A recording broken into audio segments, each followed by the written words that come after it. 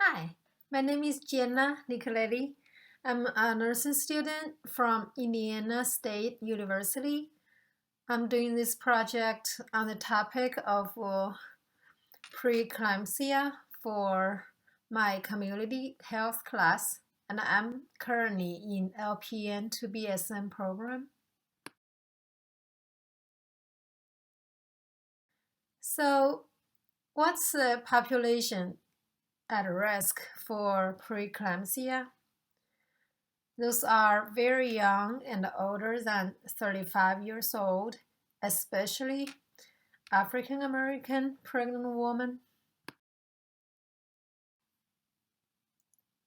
After this video, you should be able to define preeclampsia, identify the cause and the symptoms, identify the risk factors, and know how to prevent preeclampsia, understand the diagnosis and the complications, know the treatment options, and know where to find the available resources. Now, please stop the video and just click the link down below to take the pre-test.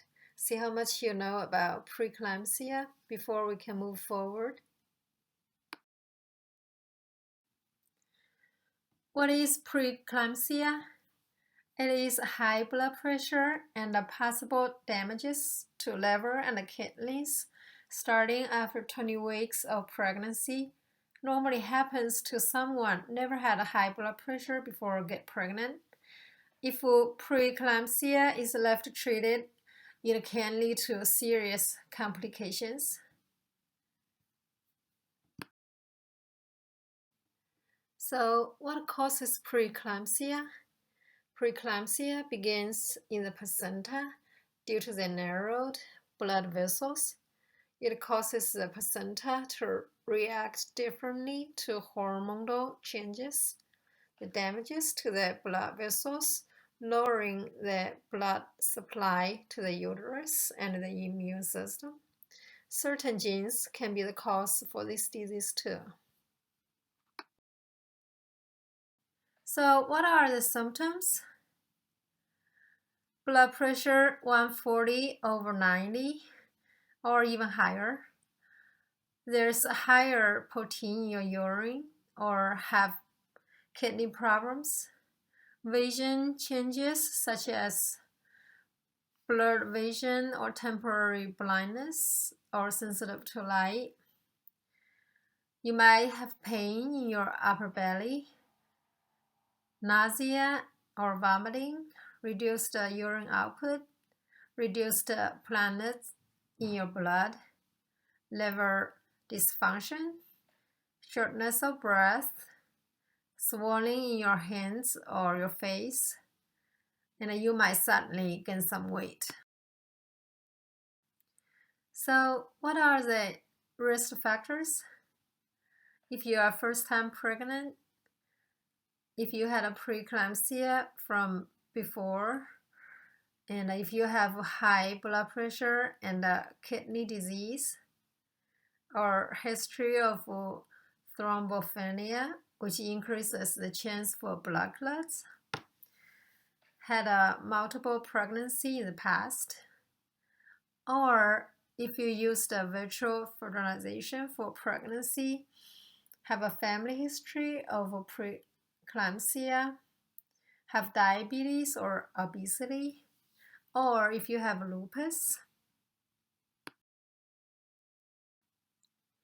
So, how can we prevent it?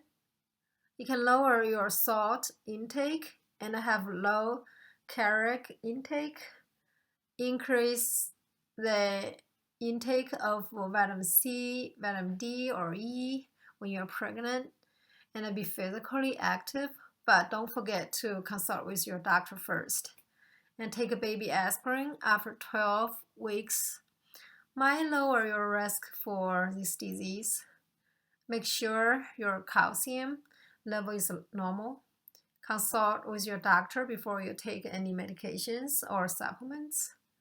Maintain ideal weight and well manage chronic disease if you have any. keep up with your prenatal checkups. That's very important.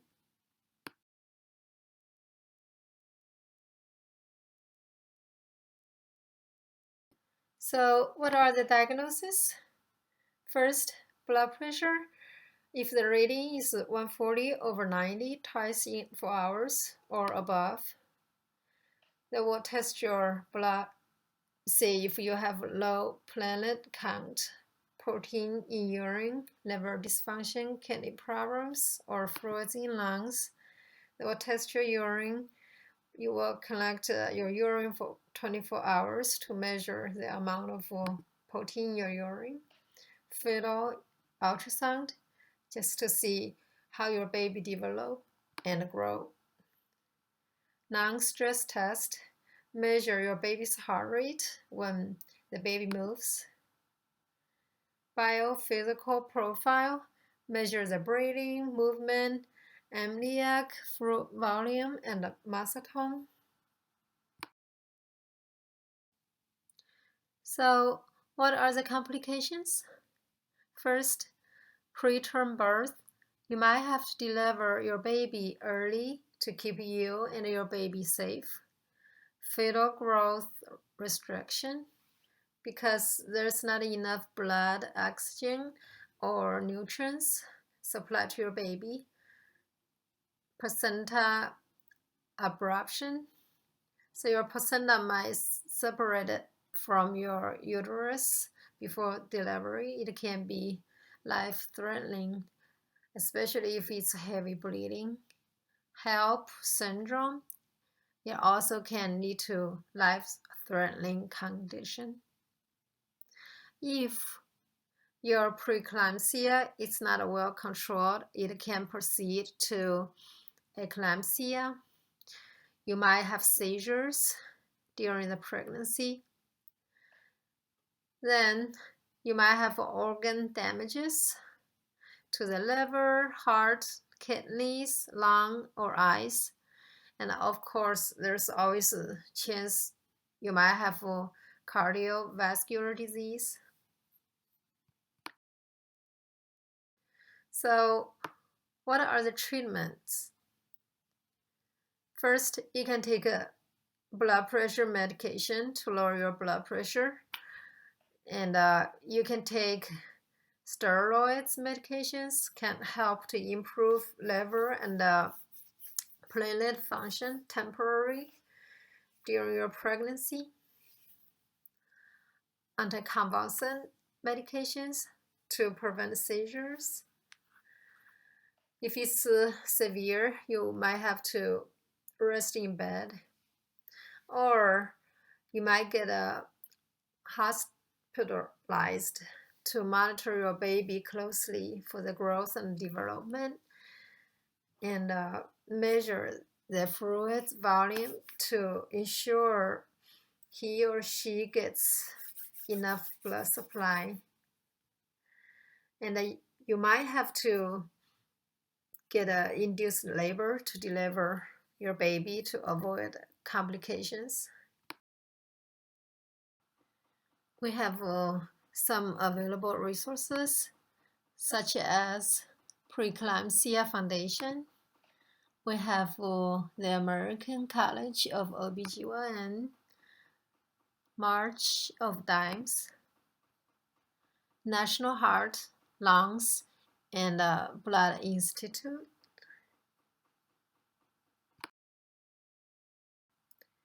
I also have some handouts. If you're interested, you can just click the link down below to get more information.